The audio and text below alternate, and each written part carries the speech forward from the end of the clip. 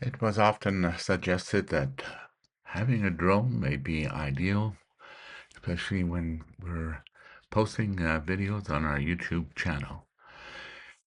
Well, we decided to take a look, and there was only two models that caught my attention. This one in particular, I guess they call it the Neo 2. It replaces the previous version. And they do have an impressive video showing its capabilities. Nothing worse when you buy something and you find out, oops, that's not what I expected. So we took a closer look to see what we really need. Okay, we came to realize very quickly the importance of a construction of these units for safety reasons. Um, the blades should be protected, and it will reduce damage when you do have some collisions. I guess another factor for safety is the ability of avoidance. You want sensors that will cover 360 degrees and even top and bottom. It will help. And of course, the software would need to be intelligent enough to make choices and how to go around objects. Yeah, and of course, you need to get a full package to fully benefit. For one thing, the claims that they make say a battery will last is, under conditions that are 100% perfect. But if you're using this in the wind, um, higher elevations, things of that sort, no. You will find that the claim of 25 minutes per one battery is really only about 10 minutes. It can be better a little bit, it could be worse, depending what you're using. So obviously, right off the bat, you have to recognize, okay, we need 3 batteries at least, maybe even more. So that's something you have to take into consideration. In another area that can throw you off, you read the specs and you figure, wow, okay, it's going to take beautiful pictures or even videos, but you realize that there's a lot of limitations. There are very small sensors. They may not work very good in cloudy or even in the evenings when it gets a little bit dark. And even the quality of the video could be limited. So you have to kind of decide what's important. Um, Safety features, and do you really need high quality pictures? Or you just want to use the unit perhaps to scout ahead on trails, take some interesting shots that you can add to your videos that you do post. I think in my case, I was looking for safety and just occasional shots to mix with the videos that I post. Let's talk about pictures and videos. Now, this may vary with different people because what's important for me may not be important for someone else. I notice that when I'm on a computer system, whether it be Windows or Mac, any pictures that show up at my desk that I did not take, I do not care. I very quickly replace these pictures on my desktop or desktop screens, whatever you want to call them, my own pictures. And doing so certainly is mentally healthy because I'm seeing images of cherished memories, things that I really enjoyed in the past. So having a drone fly way up in the mountains and take pictures, I doubt if I would enjoy those same shots because I didn't see it. They were done remotely. So I don't see the drone filling that need for me. But for exploring or scouting ahead and throwing a couple of angles in any videos that I uploaded, it's basically the only area where I think I would end up using this. Again, this could depend on what your job is or your activities. So it looks like for me, this unit might work. I'm not going to depend on videos that I'm going to keep as cherished memories. So another person may want to actually get good quality pictures of various areas that they may have flown the drone. So let's take a look at the other unit that I considered in case that was my need. So if you're planning and you have a need for HDR quality videos or pictures, then storage becomes important. The model I was looking at, that Neo 1, Neo 2, I believe it's by DJI, doesn't have SIM card options. It does have 48 gigabytes of internal storage, which means don't expect to take too many pictures, or you be ready to unload and reload every time you switch the batteries or something of that sort. Now this model is the Mini Pro 5.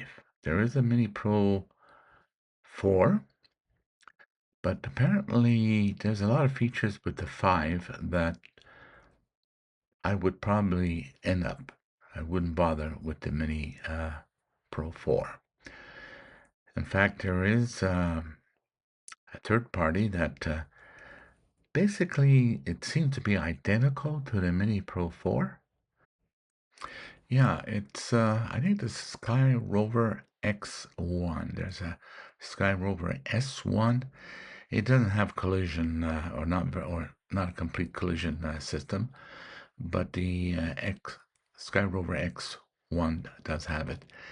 It's a third party, but I've already decided that the Mini Pro 4 will not be suitable for me if I was to go this route, so I'm not going to be talking too much about that one, just to let you know.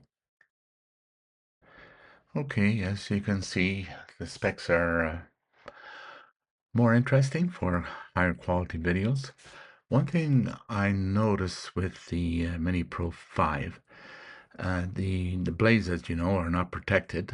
Obviously, more experienced people should be using this. And one thing that I kind of liked was the replacement procedures. On the Mini Pro 4, you need a screwdriver. You're unscrewing very small screws, which you probably will lose in the field, replacing the blades. Apparently on the Mini Pro 5, it's a push and twist removal, and you can replace it. So that's nice. So gimbal rotation, HDR video, and medium tele mode, perfect. 360 degrees nightscape obstacle sensing. Of course, you also have that during the day, and forward-facing LiDAR, which can see and make decisions better than just on the basis of camera. And you can also do a return to home option. I believe both of the units have that option. When it recognizes the battery is going to run out and it knows the distance they may have to travel, it will tell you you best to return home. So it's a feature, definitely worth it. Okay, I could see myself perhaps fishing on the ice or hiking on the hills and mountains and trails. Yeah, just to add a little bit more info into the videos that I upload, tracking would be ideal. Um, And from what I can see, it seems to work pretty good. So it does meet that criteria. Mind you, the other unit does the same. So the only thing I could see with this unit, if I really looking for better video capturing and options, then this would be the unit to go. But if you don't plan to do much of the way of droning, and the learning curve, you're going to have to relearn every so often because you don't use it that often, then you're probably better off with the Neo 2.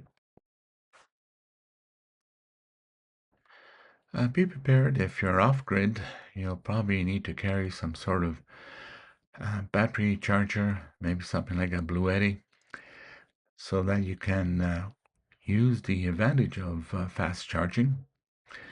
And again, it'd be nice to have several SD cards with you to avoid having to do wire file transfers. Just pop out the old one, put the new one in, and do whatever you need to do when you're in front of the computer. So, 20-kilometer video transmission.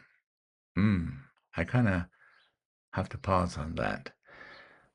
Whether you're using Bluetooth, Wi-Fi, it's line of sight, including cellular line of sight, unless there's a tower not too far. Will it use cellular? I don't think so. I know it can use the satellites as to returning home, even though you lost control. So those are things, if it's essential, you're going to go long distance, keep that in mind.